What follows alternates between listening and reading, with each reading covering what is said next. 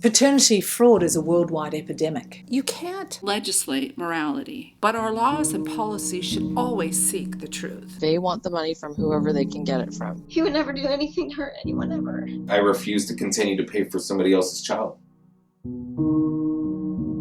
Paternity fraud creates devastation within families, and yet it is an issue that is rarely talked about or discussed.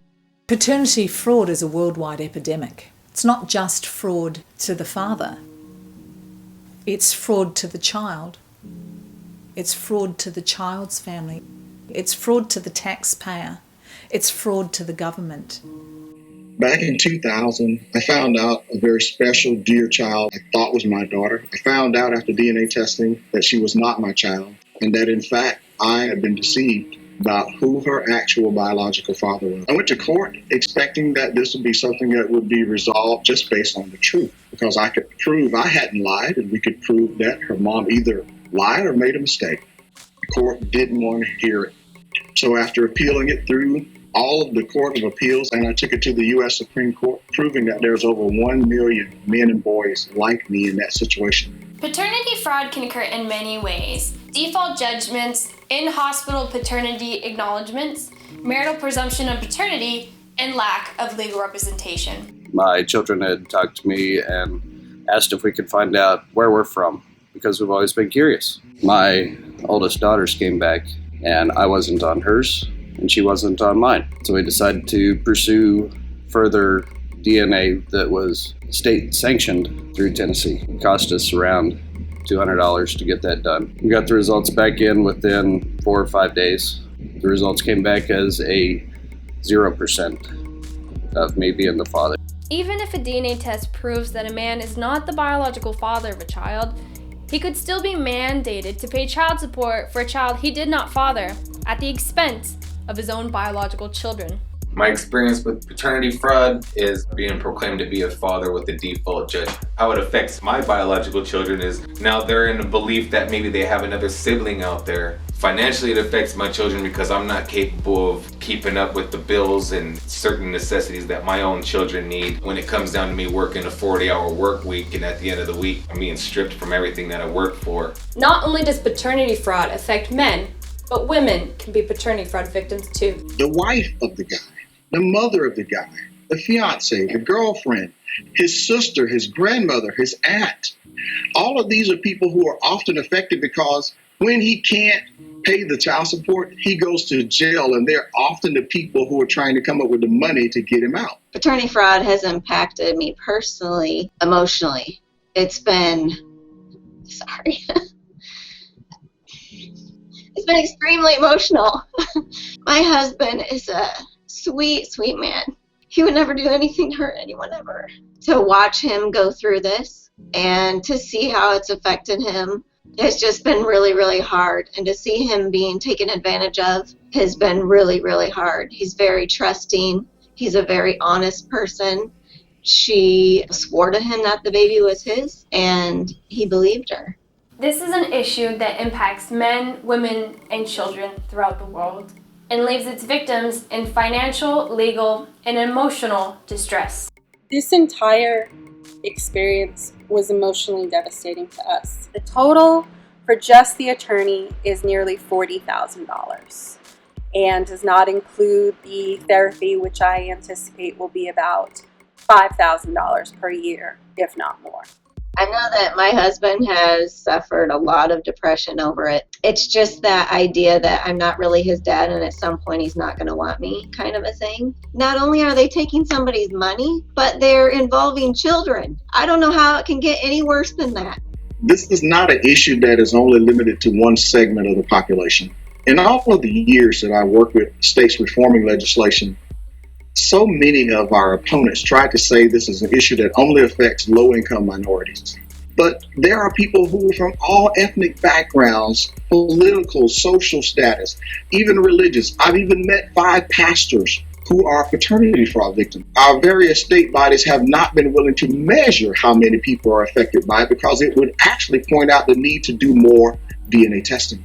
Falsely accused men who fall behind on their child support payments can have their driver's and business license suspended, their taxes intercepted, and can even be jailed for the crime of not fathering a child. As of right now, for what I owe $31,000 and counting. License is already being suspended almost to this point. I've been a supervisor in the oil fields and all that, and as soon as they strip your license, they automatically demote you, take away your truck, take away everything that you've worked hard for. It is often reported that paternity fraud occurs when a mother does not truthfully disclose the identity of the biological father. However, this is not always the case.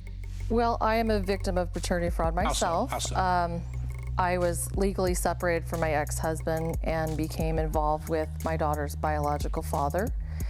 We had a daughter together, and for 2 years he had a relationship with my daughter, paid child support, we had a relationship, and then after the second year he decided, I'm going to use the presumption of marriage law. He took my ex-husband to court to say he's now the legal father, I'm not, I'm out of the loop.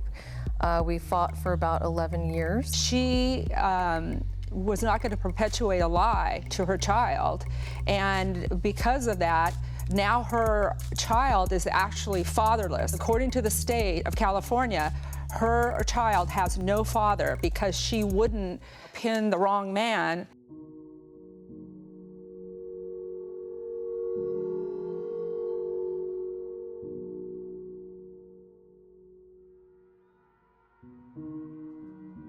Across the nation, military men are highly vulnerable to paternity fraud.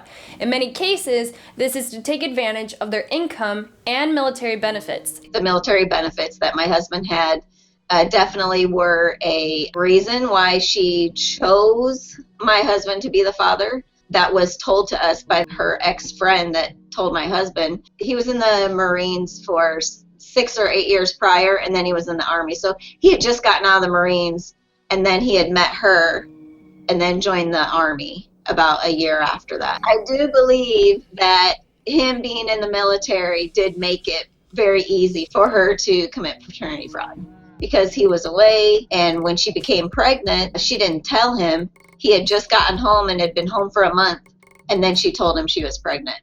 Paternity fraud is an international issue, and Women Against Paternity Fraud has members all across the globe. Well, I'm from Sydney, Australia. My background, I guess, is that I married a man who had been married before for 20 years and had 2 children to his former wife. About 2.5 years into our family court case, his ex began talking about some deep, dark secret involving his daughter, which would cause her not to want to be with her father anymore and not to want to live with us anymore. But certain things came out of the woodwork. Talk about how his daughter was markedly different from his son. Finally, I said to my husband, do you think that this deep, dark secret might be about biology? At the stage that his daughter had been conceived, he wasn't sleeping with his wife. He was extremely surprised to find that she was pregnant, but he just assumed that the child was his. It never occurred to him that she was sleeping with anybody else. We decided to take a paternity test. The first paternity test came back as 100% negative. That is absolutely no possibility of his daughter being his biological child. Very few paternity fraud victims find justice in our court systems, but are there really any winners in paternity fraud cases? It's been almost a year and a half since I last saw her. There's a lot of people that say that with our case, yes, we were a success. We made it through the court case, but there really are no winners in any of this. There's damage done to relationships between myself and the child, between my wife and the child, between my biological child and her as well. Today, there is DNA testing, so there is no excuse for continued injustice. Had mandatory testing been available when my husband's eldest was born, a lot of this could have been avoided. The technology exists, and I think the law needs to catch up with the technology. I was the first person to win this case using that law that says truth does matter. Using DNA to prove paternity matters. Using DNA to disprove paternity matters. And now a young lady is able to find out who her actual biological father is. Women Against Paternity Fraud is a national nonprofit organization that addresses the issue of paternity fraud through our educational, media, and advocacy programs. Women Against Paternity Fraud is a great opportunity to learn the process on how do you reform the law, how to become educated, how to become empowered, and then how to take your voice along with other women who say that we're able to tell the truth. When we believe that the other women can also tell the truth and we should require that, then joining with Women Against Paternity Fraud gives you an avenue to become one of many. After being a paternity fraud victim, I looked high and low with many organizations, and I contacted other organizations. They had my story for years and they did nothing. They go, "Oh, I'm sorry to hear it. Give me more of your court stuff." And they did nothing. Dianna actually cared.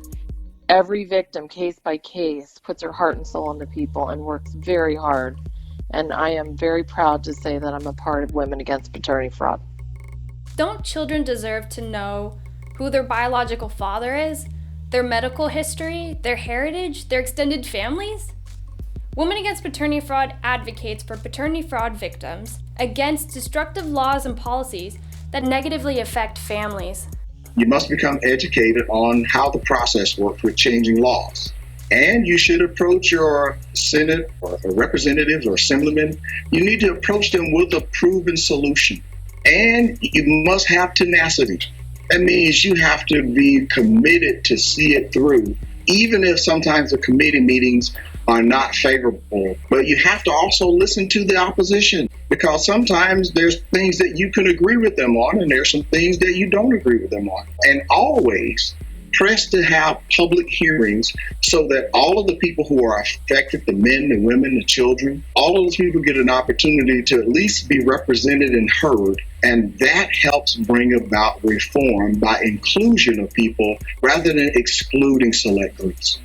For more information, please visit our website at womenagainstpaternityfraud.org or call us at 661-829-6807.